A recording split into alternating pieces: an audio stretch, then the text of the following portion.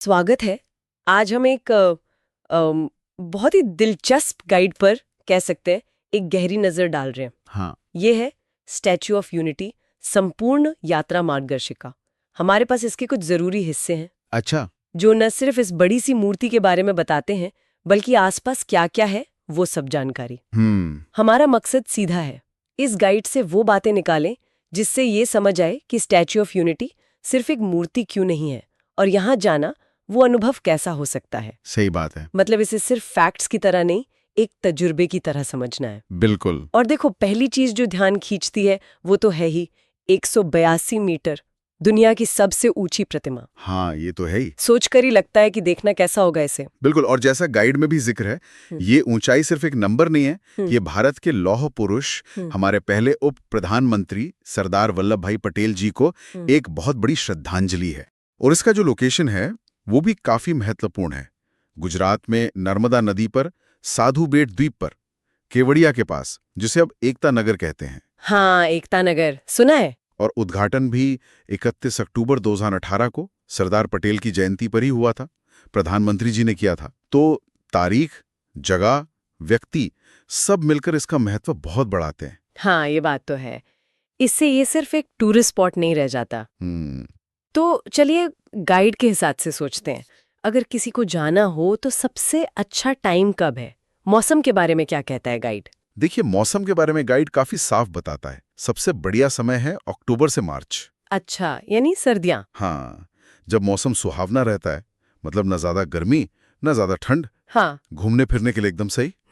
और अगर कोई गर्मियों में जाए या मॉनसून में? गाइड के हिसाब से अप्रैल से जून में गर्मी काफी तेज होती है, दिन में घूमना शायद मुश्किल हो। हाँ, वो तो होता ही है गुजरात में। बिल्कुल, पर सुबह जल्दी या फिर शाम को मौसम थोड़ा बेहतर होता है, तब घूमा जा सकता है। और जुलाई से सितंबर वो मानसून का टाइम है। हरियाली बहुत होगी तब तो। हाँ, फायदा यह है कि आसपास सब हरा भरा हो जाता है, नज़ारा बहुत सुंदर लगता है। लेकिन हाँ, ये भी है कि कभी कभी भारी बारिश हो सकती है, तो प्लान में थोड़ी दिक्कत आ सकती है। अच्छा, तो मतलब ये अपनी पसंद पर है कि सुहावना मौसम चाहिए या हरियाली वाला नज़ारा बारिश के थोड़े रिस्क के साथ। हाँ बिल्कुल, आपको चुनना होगा। ठीक है, ये तो हुई समय की बात। अब पहुंचना कैसे है, कनेक्टिविटी कैसी है एकता नगर की? गाइड क्या बताता है ट्रांसपोर्ट के बारे में? कनेक्टिविटी गाइड के हिसाब से तो अब काफ़ी अच्छी हो गई है। अगर फ्लाइट से जाना है तो सबसे नज़दीक वडोदरा एयरपोर्ट है। कितनी दूर? बस 90 किलोमीटर। और अहमदाबाद एयरपोर्ट भी एक ऑप्शन है, वो थोड़ा दूर है, करीब 200 किलोमीटर, पर वहाँ से ज़्यादा फ्लाइट्स मिलती हैं। अच्छा, और ट्रेन से? सुना है वहाँ स्टेशन भी बन गया है। हाँ, यही सबसे अच्छी बात है। अब केवड़िया यानी एकता नगर का अपना रेलवे स्टेशन है, और गाइड बताता है कि ये देश के बड़े शहरों से डायरेक्ट जुड़ा हुआ है, तो ट्रेन से जाना बहुत आसान हो गया है। ये तो बहुत बढ़िया है। और सड़क से भी कनेक्टिविटी अच्छी है। वडोदरा, सूरत, अहमदाबाद, इन सब जगहों से अच्छी सड़कें हैं, बसें भी चलती हैं, टैक्सी भी आराम से मिल जाती है। मतलब पहुंचने में अब ज्यादा मुश्किल नहीं है। लगता है इसे एक मेजर टूरिस्ट डेस्टिनेशन बनाने पर पूरा जोर दिया गया है। हाँ, ऐसा ही लगता है। चलो, पहुंच तो गए, अब वहां क्या करें? गाइड के हिसाब से देखने और करने लायक क्या क्या है? कोई आइटिनरी जैसा कुछ सुझाया है गाइड ने? पहले दिन क्या करें? हाँ, गाइड एक तरह का प्लान बताता है। पहले दिन का जो मुख्य आकर्षण है वो तो जाहिर है स्टैच्यू ऑफ यूनिटी ही है। इसमें सबसे खास है 153 मीटर की ऊंचाई पर व्यूइंग गैलरी। 153 मीटर? बाप रे! हाँ, गाइड कहता है वहां से नर्मदा नदी, सरदार सरोवर डैम और आसपास की जो पहाड़ियां हैं, विंध्याचल, सतपुड़ा, उनका नज़ारा अद्भुत दिखता है, एकदम पैनोरामिक व्यू। ये तो जरूर देखने लायक होगा। और स्टैच्यू के बेस में वहां भी कुछ है? हाँ बिल्कुल, गैलरी के अलावा बेस में एक एग्जीबिशन हॉल है और एक म्यूजियम भी है। अच्छा, उसमें क्या है? गाइड के अनुसार वहां सरदार पटेल की जिंदगी, उनका आज़ादी की लड़ाई में योगदान और ख़ासतौर पर भारत को एक करने में उनकी जो भूमिका थी, वो सब दर्शाया गया है। ऑडियो विजुअल चीज़ें हैं, कलाकृतियां हैं, इतिहास को जानने का अच्छा तरीका है। और दिन खत्म होते होते शाम को करीब 7 बजे laser light and sound show. Guide ने इसे जरूर देखने वाली लिस्ट में रखा है। ओह, लेजर शो भी है? हाँ, पानी और लेजर लाइट्स के जरिए सरदार पटेल की कहानी बताई जाती है। काफी प्रभावशाली होता है, सुना है। तो पहला दिन पूरा स्टैच्यू और सरदार पटेल को समर्पित है, ऐसा कह सकते हैं। वाह, ये तो सिर्फ मूर्ति देखना नहीं हुआ, इतिहास, टेक्नोलॉजी सब कुछ है। अच्छा, अब जैसा आपने कहा कि ये सिर्फ एक स्मारक नहीं है, तो दूसरे दिन के लिए क्या सुझाव हैं गाइड में? हाँ, यही गाइड इस जगह की वैरायटी दिखाता है। दूसरे दिन के लिए कई अलग अलग चीजें हैं, जैसे नेचर लवर्स के लिए वैली ऑफ फ्लावर्स है। फूलों की घाटी। हाँ, गाइड बताता है कि 24 एकड़ में फैली है, सैकड़ों तरह के फूल हैं, बहुत रंगीन जगह है। फिर सरदार सरोवर डैम का व्यू पॉइंट है, जहां से आप उस विशाल डैम को देख सकते हैं। अच्छा, और अगर परिवार साथ है या किसी को वाइल्ड लाइफ में इंटरेस्ट है? उनके लिए भी है। एक जंगल सफारी है। गाइड कहता है वहां अलग अलग कॉन्टिनेंट्स के जानवर और पक्षी देखने को मिलते हैं। एक तरह का जूलॉजिकल पार्क समझ लीजिए। बच्चों के लिए चिल्ड्रंस न्यूट्रिशन पार्क है। ये एक थीम पार्क जैसा है, जहां खेल खेल में न्यूट्रिशन के बारे में सिखाते हैं। शायद टॉय ट्रेन वगैरह भी है। ये तो अनोखा है। हाँ, और इसके अलावा कैक्टस गार्डन है, जिसमें बहुत तरह के कैक्टस हैं, और एक बटरफ्लाई गार्डन भी है। तो दूसरा दिन ज्यादातर प्रकृति, वाइल्ड लाइफ और परिवार पर फोकस करता है। ये तो सच में काफी कुछ है।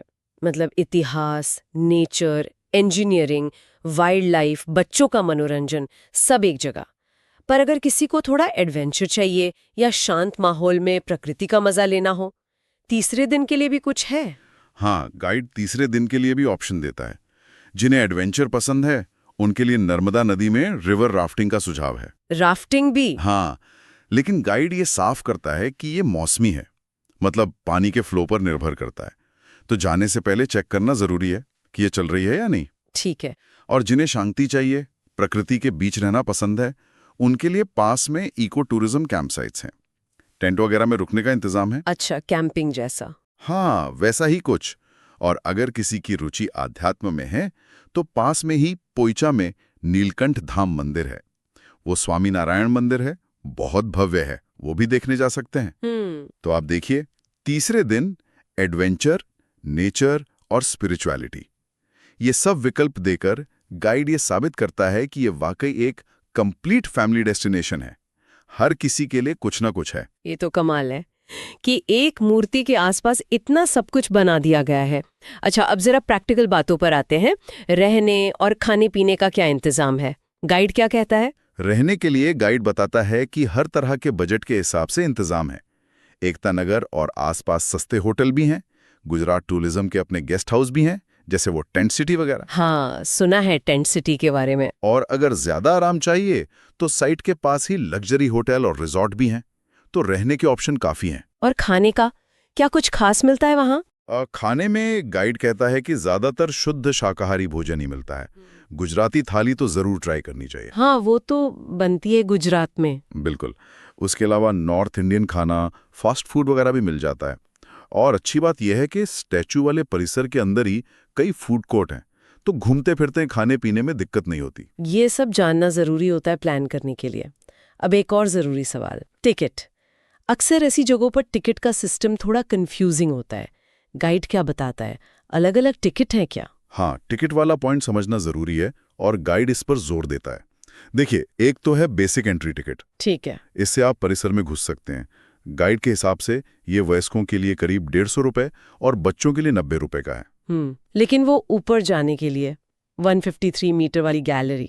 हाँ, उसके लिए एक अलग कह सकते हैं कंबाइंड टिकट है, व्यूइंग गैलरी टिकट।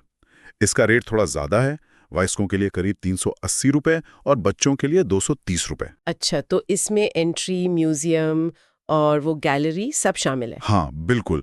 इस टिकट में ये सब कवर हो जाता है। ठीक है। और बाकी चीजों का, जैसे जंगल सफारी, फूलों की घाटी? गाइड साफ करता है कि उन सब के लिए अलग अलग टिकट लगते हैं। जंगल सफारी का अलग, वैली ऑफ फ्लावर्स का अलग, लेजर शो का अलग। हाँ, इस तरह से तो आप अपनी पसंद और टाइम के हिसाब से चुन सकते हैं। हाँ। और एक बहुत जरूरी सलाह जो गाइड देता है वो है टिकट ऑनलाइन बुक करने की, खासकर व्यूइंग गैलरी वाला। हाँ, क्यों? भीड़ बहुत होती है। बहुत ज्यादा। गाइड कहता है वीकेंड्स और छुट्टियों में तो बहुत भीड़ होती है, इसलिए ऑनलाइन बुकिंग उनकी वेबसाइट statueofunity.in से पहले ही कर लें तो लाइनों से बच जाएंगे और आपका जाना पक्का हो जाएगा। ये तो बहुत काम की टिप है। अच्छा, और कोई छोटी मोटी बातें जो गाइड में बताई हों और ध्यान रखनी चाहिए? हाँ, कुछ और टिप्स हैं। एक तो वही ऑनलाइन बुकिंग। दूसरा, आरामदायक जूते पहनना बहुत जरूरी है। क्यों? चलना बहुत पड़ता है क्या? हाँ, परिसर काफी बड़ा है। स्टैचू तक जाने में, फिर बाकी जगह घूमने में काफी चलना पड़ता है। तो जूते आरामदायक होने चाहिए। तीसरा, शाम का लेजर शो जरूर देखें। वो तो है ही। और अगर गर्मी में जा रहे हैं तो पानी की बोतल, टोपी या छाता साथ रखें। धूप तेज हो सकती है। और एक अच्छी सुविधा है, परिसर के अंदर घूमने के लिए इलेक्ट्रिक गाड़ियां मिलती हैं। अच्छा, गोल्फ कार्ट जैसे? हाँ, वैसी ही, या छोटी बसें। उनसे एक जगह से दूसरी जगह जाना आसान हो जाता है, खासकर अगर बच्चे या बुजुर्ग साथ हों। ये तो अच्छी सुविधा है। तो कुल मिलाकर इस गाइड को देखने के बाद ये तस्वीर एकदम साफ हो जाती है, स्टैच्यू ऑफ यूनिटी सिर्फ दुनिया की सबसे ऊंची मूर्ति नहीं है। नहीं, बिल्कुल नहीं। बल्कि जैसा गाइड बता रहा है, ये सच में इतिहास, इंजीनियरिंग, प्रकृति, एडवेंचर, संस्कृति, इन सब का एक ऐसा पैकेज बन गया है जो हर किसी को अपनी तरफ खींच सकता है। बिल्कुल सही कहा आपने। इसका जो स्केल है, दुनिया में सबसे ऊंचा होना, और इसका जो मतलब है, सरदार पटेल को श्रद्धांजलि, राष्ट्रीय एकता का प्रतीक, वो तो इसे खास बनाता ही है। हाँ। पर इसके आसपास जो पूरा इकोसिस्टम बना दिया गया है, अलग अलग पार्क, सफारी, रहने खाने की जगह हैं, वो इसे वाकई एक कंप्लीट फैमिली डेस्टिनेशन बनाता है।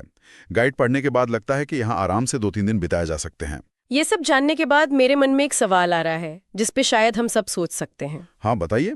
कि भविष्य में इस तरह के जो बड़े स्मारक बन रहे हैं और उनके आसपास ये जो विशाल टूरिस्ट कॉम्प्लेक्स विकसित हो रहे हैं, ये हमारे इतिहास को समझने, उससे जुड़ने और उसे अनुभव करने के तरीकों को कैसे बदलेंगे? क्या ये इतिहास को ज्यादा आसान और अनुभवात्मक बना रहे हैं या कुछ और? ये सोचने वाली बात है। हाँ। ये वाकई एक दिलचस्प सवाल है। सोचने पर मजबूर करता है कि इतिहास को प्रस्तुत